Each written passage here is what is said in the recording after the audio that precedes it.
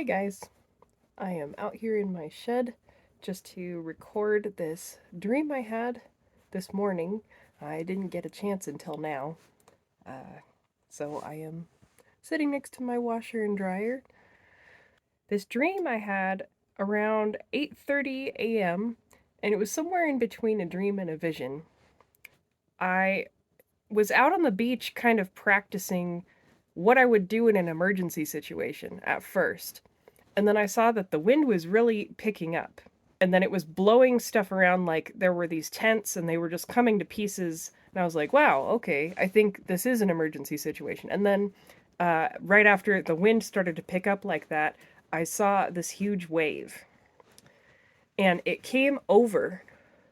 Like it wasn't just tall, like it was already at the point where it was coming over.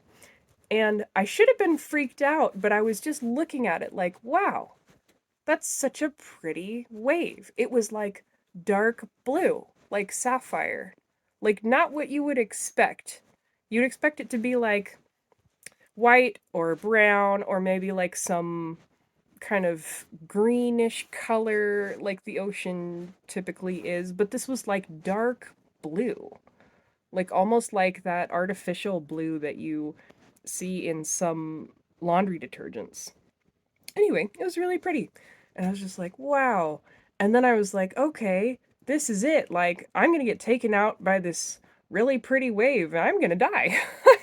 And I was looking around and there weren't a whole ton of people on the beach. Maybe 20. Like, it was like, a cold day. There weren't that many people. And then I saw a taxi cab flying in the sky. And I was like, oh, that's interesting.